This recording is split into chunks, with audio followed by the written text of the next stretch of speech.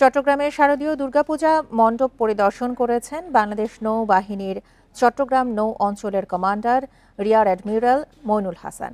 দুপুরে নগরীর গোসাইলডাঙ্গা এলাকার কয়েকটি মণ্ডপ পরিদর্শন করেন তিনি। এ সময় মণ্ডপের প্রধান পুরোহিত, আয়োজক কমিটি ও ভক্তবৃন্দের সাথে শুভেচ্ছা বিনিময় করেন। বান্ডেল থাকলে প্রতি সেনমানিতে টাকা বাঁচবে। বিকাশ সেনমানি বান্ডেল কিনে জিতুন প্রতি লেনদেনে।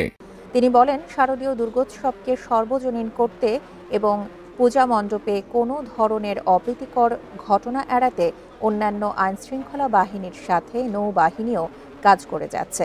বলেন, সবার সম্মিলিত প্রচেষ্টায় সুন্দর দেশ গড়তে কাজ করছে সরকার।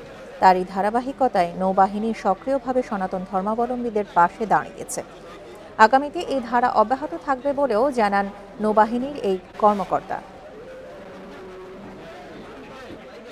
শান্তিপূর্ণভাবে আমাদের এই প্রাণের উৎসব উদযাপন করতে পারেন, সেজন্য নৌবাহিনী সর্বত প্রস্তুতি গ্রহণ করেছে। ইতিমধ্যে আমাদের কন্ট্রোল রুম স্থাপন করা হয়েছে এবং যে কোনো ধরনের নিরাপত্তাজনিত বিষয়ে আমরা সর্বদা প্রস্তুত রয়েছি।